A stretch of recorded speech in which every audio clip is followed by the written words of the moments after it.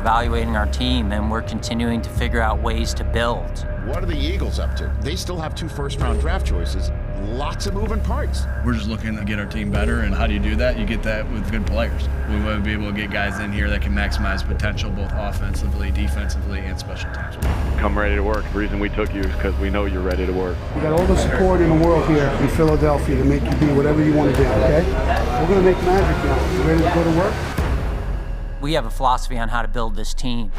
Well, it just got interesting. I can't say the sky's the limit because I don't put a ceiling on how good I can be. Had an evaluation by the NFL of a 2nd or 3rd round pick. Felt more strongly about his own ability to play. Dallas got her. And I can put him in my big package and throw him the ball. In my opinion, they got it right with Devontae Smith. Picking you right now, you're an Eagle, bro. Get excited. You're going to love it here, dude. It was a dream come true, just to get picked up by somebody. And Philadelphia is going to be very happy with me. Philadelphia Eagles select.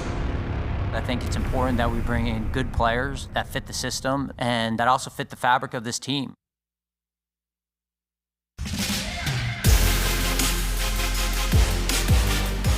Viva Las Vegas. It's the setting of the 2022 NFL Draft, where new Eagles will be chosen to join the family over the next 3 days. The lights are shining bright tonight. Stars will be made.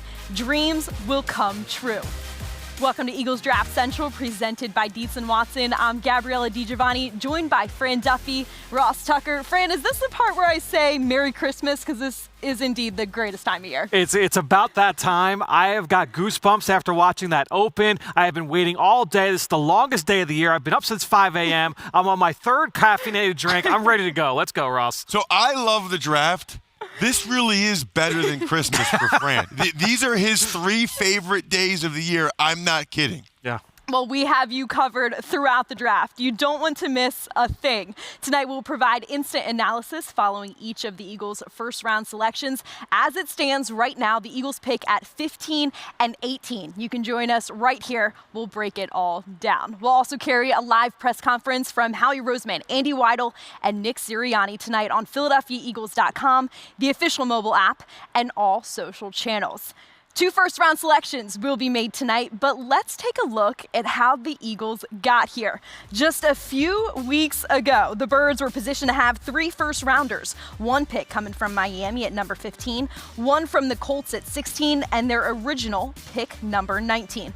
Well, on April 4th, Howie Roseman really shook things up, making a big trade with the New Orleans Saints. Howie turned a lot of heads throughout the league that day, dealing picks 16, 19, and 194 in exchange for 18, 101, and 237. But he didn't stop there. He also stockpiled for the future, receiving a 2023 first-round selection and a 2024 second-round pick. So 10 total picks will be made throughout the 2022 NFL Draft for the Eagles, 5 of them coming in the first 101 selections. Fran, what is the value in having so many picks through the first 3 rounds? To me, it's huge. And obviously, a lot of people are really, really excited about having 2 picks in the top 20. That is big. But to me, having 5 in the top 100, that is just as, if not more important for this football team. The best teams in the league, they crush it through the middle rounds. Round 2, round 3, round 4. To have that amount of picks in the meat of this draft, that is huge for this Eagles team. Well, just think about 4 years ago. Think about the 2018 draft and all the guys that the Eagles extended during this past season. Dallas Goedert, 2nd-round pick. Josh Sweat, 4th-round pick. Avonte Maddox, 4th-round pick. My guy, Jordan Mailata, a 7th-round pick. Every selection, the entire draft matters. And the Eagles, especially in 2018, made them count. Yeah, we'll keep them around for a little while longer, huh? Well, the Eagles insider Dave Spadaro went one-on-one with Eagles general manager Howie Roseman earlier this week. Howie spoke about the process that went into making that big trade with the Saints. I think one, from our perspective, we wanted to make sure that we continued to have resources and be in any deal. You know, if there was a player that's available by trade going forward, you have those kind of assets. And when you have those assets, sometimes you're the first call to those teams when they're talking about player trades. They're going, hey, that's a team that had for us, 3 first-round picks. Let's see what we can get from them. And so I think keeping us in the game from that perspective, having the flexibility to to know that, all right, we feel like we have a good sense of this year's draft. We had a little preview of next year's draft, but we don't know all that can come out. And so some of that unknown is also a positive. Who's going to come out next year? Who's going to ascend to next year's draft? And now you have 2 first-round picks in 2 straight drafts. And I think that's exciting. I think that's exciting from a front office perspective to be able to kind of dip back into it and have the flexibility to do that. And so we felt like just based on what we had in this draft, what we were looking at going forward, then looking at it and saying, like, if you hit on all these guys, now you have 3 fifth-year options. That is usually a pretty big number, no matter what position you're talking about. That's a 1-year deal. Now you can extend those guys before, but extending guys has to work both ways. It's got to work for us. It's got to work for the player. So, if you went into that last year, that 5th year, and you had 3 fifth-year options, that's going to really kind of tighten your cap, no matter what the cap is going to be. Those numbers, I think, a lot of positions right now are 15, 16, 13, $14 million. So you think about that, that's 3 one-year deals, somewhere around 45 to 50 million today. So what's that going to look like going forward? And so we kind of took it all and said, it hurts to give up a first-round pick, sure, but we felt like for where we're trying to build this thing, it was the right move.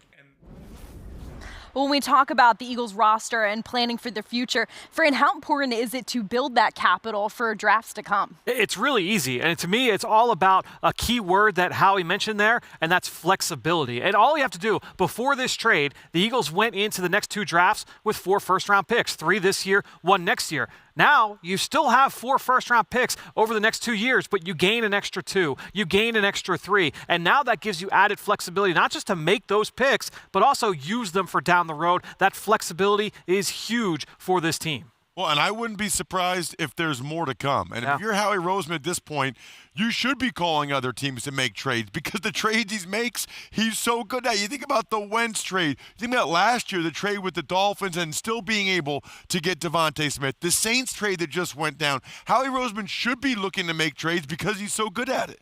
He is very good at it, as we know. In the same interview, Howie Roseman shared with Dave Spadaro one word to describe his mindset going into round 1 with 2 selections.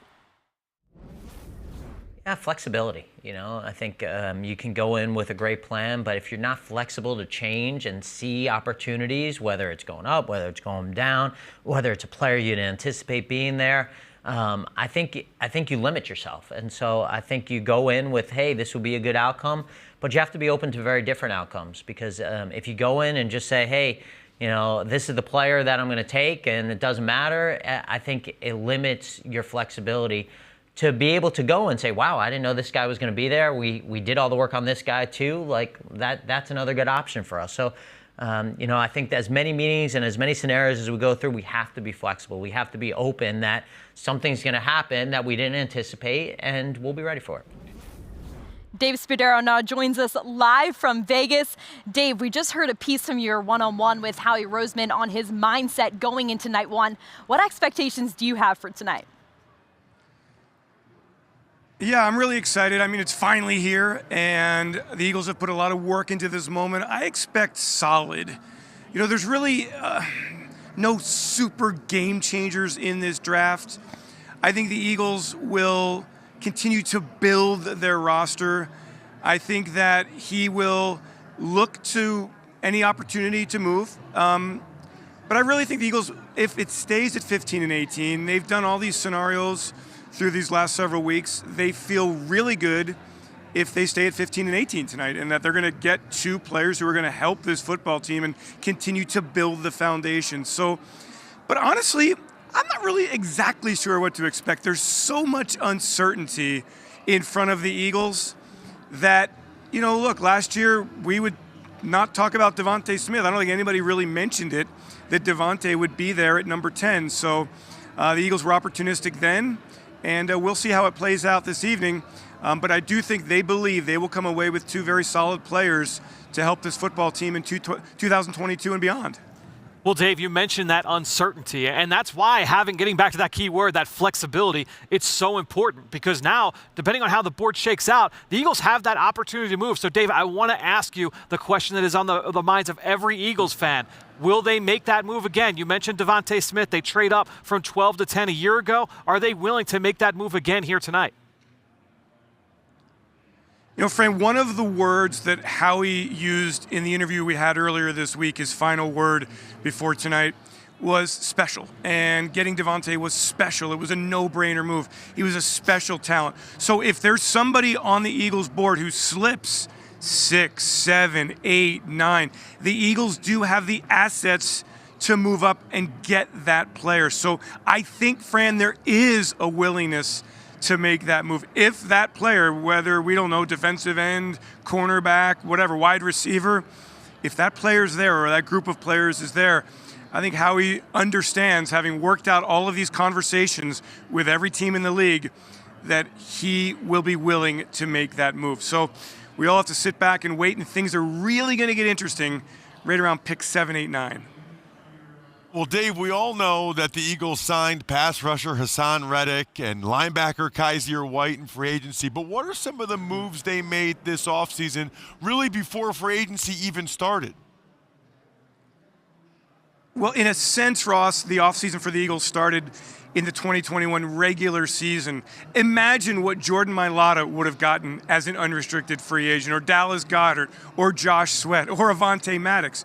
The numbers in free agency were bonkers. And so the Eagles were really proactive with win-win contracts for those 4 players, all from the 2018 draft class. And getting that foundational group signed really helped the Eagles move into this offseason. They picked and they chose and they went after their top target, and they got Hassan Reddick. They added some depth at wide receiver with Zach Pascal. They bring in Kaiser White, who they didn't expect to have an opportunity to get, and he has a chance to play a lot of reps as an off-ball linebacker. So it really started back in the 2021 regular season, and then the remainder of this offseason has been about retaining the Jason Kelce's and the Fletcher Coxes and the Anthony Harris and the Greg Ward, etc. So roster stability, adding the impact player with Reddick, and it really all began with what the Eagles consider the start of the 2022 offseason back in the 2021 regular season. Well, thank you so much for your time, Dave. Eagles fans, have no fear. You'll be hearing from Dave Spadaro not only later tonight, but throughout the draft. He'll provide insider information that you don't want to miss. We'll see you later, Dave. Well, finally, Howie Roseman also shared with Dave his perspective on the current Eagles roster and how he's looking to build. We got a lot of good players. We got a lot of good people, but we're still building it, and I think from my perspective, I don't take this kind of big picture viewpoint at this moment. For me, it's about adding and collecting as many talented pieces as we can as we're kind of building this thing. And I think at some point after the draft, and usually that's Saturday night, I'll sit there and I may or may not have a drink right next to me, and I'll kind of reflect on kind of what we had done over the past few days, what we have. And it'll be like one of my latest nights of the year. I'll sit up and I'll just kind of go through all the reports and all the guys, and sometimes I'll kind of flash on a guy a little bit, especially like an undrafted guy. And I think that'll be the first time I'll say, all right, this is where I think we are right now before we start our rookie minicamp. Maybe here are a couple of spots we're still looking to add, because we're not going to be a perfect team after this draft no matter what. Every team in this league is still going to have holes to fill after this draft. I promise you. Whoever's going to win the Super Bowl will have a hole to fill after this draft. More than one hole, and that's okay, because we still have a lot of time to fix that and evaluate our players and kind of go from there. For the entire one-on-one interview, visit PhiladelphiaEagles.com, the official mobile app, and all social channels. Well, last week in a pre-draft press conference, Nick Sirianni spoke about his expertise on the offensive side of the ball, but he also explained his role on the defensive side throughout this pre-draft process. My expertise is more on that side, especially with the skill players, with the quarterbacks, with the receivers, with the tight ends, with the running backs.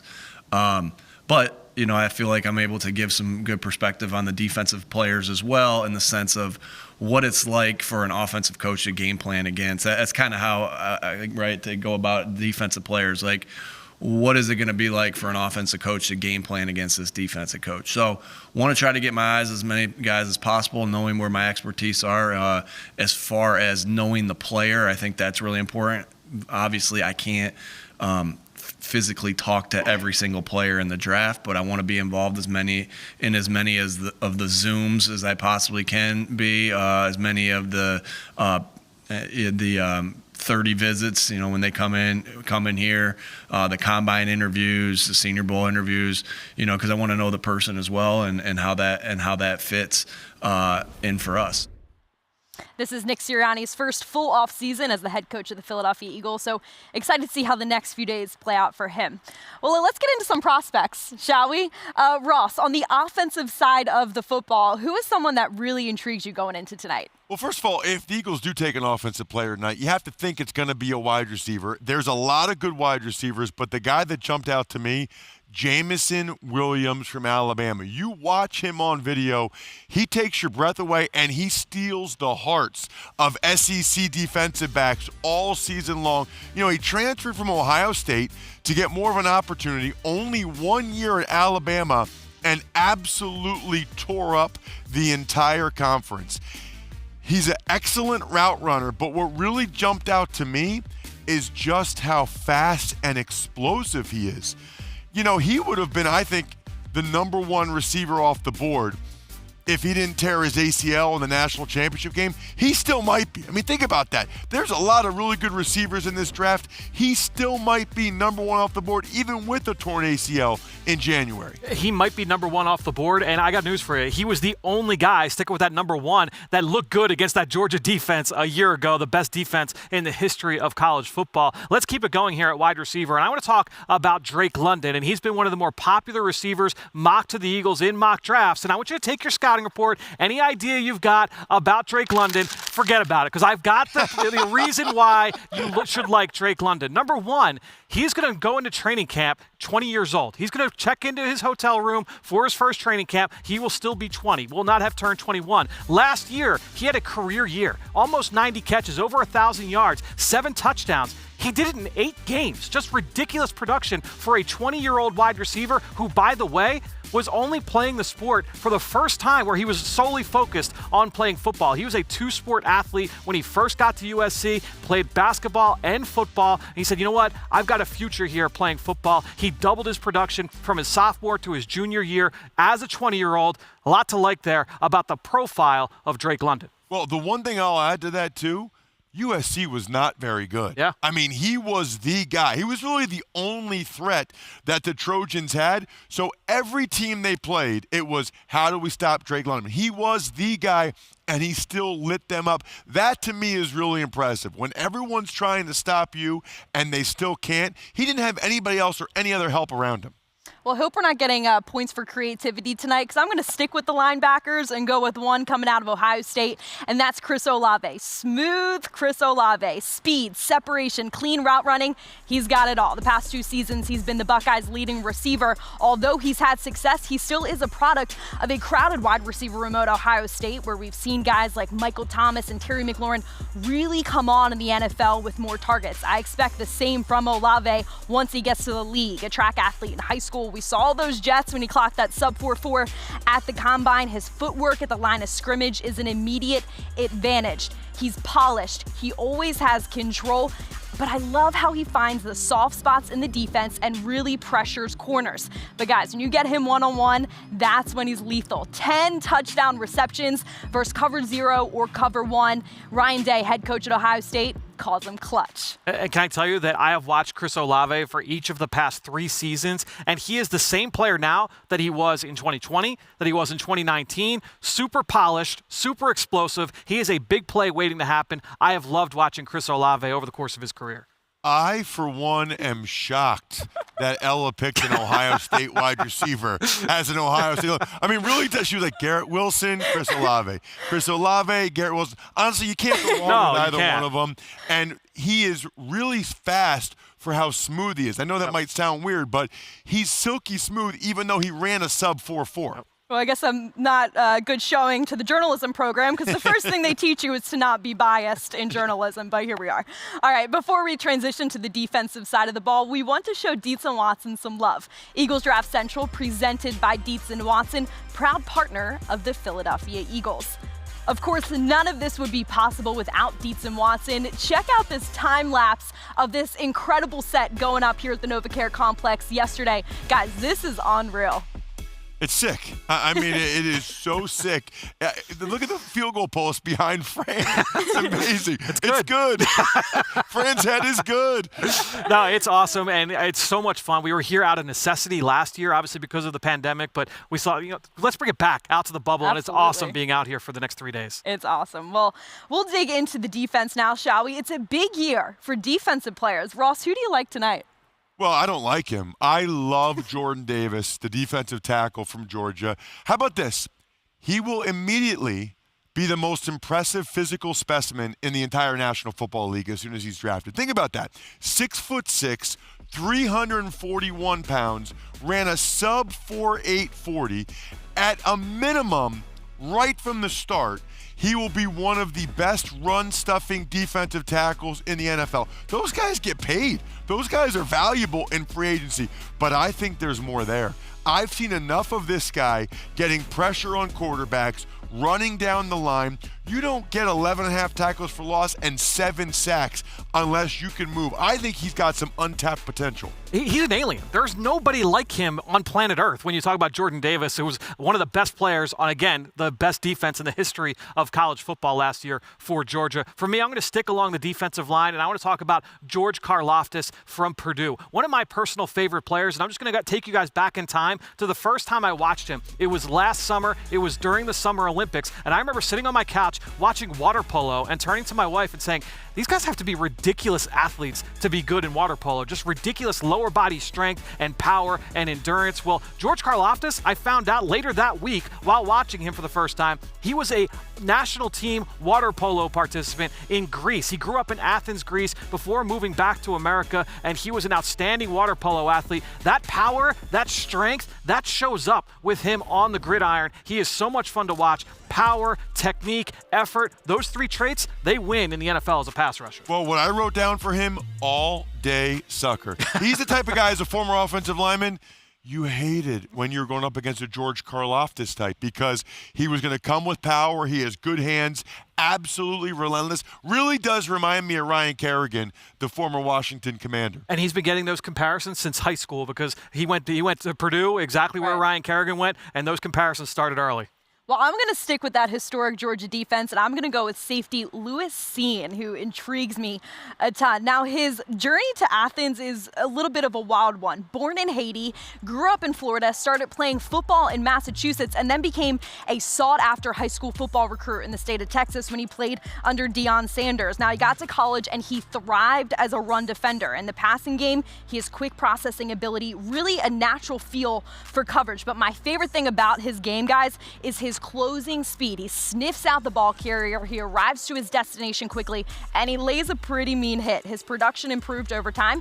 He proved to be durable. He played in all 39 games over 3 seasons. He's often described as the do-everything safety. And Kirby Smart, the head coach at Georgia, he said when you design a safety, he's got all the qualities. You know what I love most about Lewis Cine is that often when you see these big hitters, the really violent collision safeties over the middle of the field, they're not often the best tacklers because they're always going for that big hit. Lewis Cine is an outstanding tackler, one of the best tacklers in all of college football the last 2 seasons. He was one of the biggest players for that Georgia team last year. Well, the guy's a heat-seeking missile. Yep. I mean, if you watched any Georgia football this year, this guy is an absolute heat-seeking missile. If he came to Philadelphia, he would become a fan favorite in about 5 seconds. When they see him run the alley and just tattoo a running back, the whole Lincoln Financial field would go nuts. Yep. I saw him do an interview earlier this week with NFL Network, and he had such a good understanding of the position. He said in today's NFL as a safety, you got to be able to do it all, and he does that. Yeah, that new age player. I love it. All right. Well, Fran, you've been talking about these prospects since last summer on the Journey to the Draft podcast. How excited are you after you just pour over this film for so long to finally see some of these guys put that Eagles green on? It's funny. I was talking earlier today with my co-host, Ben Fennell, and we were talking about these players, and it's like, man, we've been talking about them for 10, 11 months, so it's going to feel good to be able to talk about them now with their new NFL team, and we're going to continue to do that on the Journey to the Draft podcast. In fact, over the next 3 days, make sure you stay subscribed. Go check out the Journey to the Draft podcast. Myself, Ben Fennell, Dane Brugler, we're breaking down all of the Eagles picks. We'll talk about some of the big takeaways from the draft as well. Don't miss it, the Journey to the Draft podcast, wherever podcasts can be found. Eagles fans, you can test your skills over these next few days with us with the Dunkin' Draft Memory Match Game. Beat your best time and celebrate with a DD Perks membership to get access to exclusive offers and deals. Play now in the Eagles app. Now, Ross, tell me if I'm wrong, but you strike me as a kind of competitive guy. Why do I feel like we're going to be duking it out over there a little later on? A little bit. No, I got to work on that because I play memory with my daughters. I'm terrible. I get worse every year. So I need to work on that, number one, so I can keep up with my daughters. Number two, with the perks, I want some munchkins. I want some free those things. I can have like 40 of them tonight if they had them right here. I will say that the record right now that I've seen is 32 seconds. So that's your goal. See if you can beat 32 seconds by the end of the weekend. It's on. We don't have munchkins, but we have a lot of Italian food. I like Italian food. So before we go, we have to say thanks to Linden Italian Market in the Great Northeast. They set us up with an amazing platter of hoagies and wraps to get us through this round of the draft. Linden features Philly's own Dietz Watson meats and cheeses. That's why they're called Real Philly Deli. For amazing hoagies and sandwiches on game day or any day, check them out on 4011 Linden Avenue. So we're well taken care of this weekend, I'd say. Yes, and if you follow me on social media, or first of all, Here's you know I'm a plug. former offensive lineman, but if you follow me on social media, at Ross Tucker NFL, by the way, you know I take food very seriously. So if you want to see the hoagies from Linden Italian Market and Dietz Watson, make sure you're following me because I will post them. I will have at least one tonight. I'll have one more for lunch tomorrow, another one tomorrow night. Absolutely going to devour those. And I will say, as probably the only person at this desk that has eaten at Linden Italian Market, I am very excited about what we are about to experience the next 3 days. Well, Eagles fans, here's your reminder. Be sure to join us live right here immediately following each of the Eagles' first round selections. You can catch all press conferences live on PhiladelphiaEagles.com, the official mobile app, and all social channels. We'll also be joined throughout draft weekend, of course, by Dave Spadaro, offering exclusive interviews and in-depth discussions about the state of the Eagles roster. Well, that'll do it for us, guys, right now. But we'll see you after the Eagles picks in the 2022 NFL Draft. Enjoy. And as always, go Birds.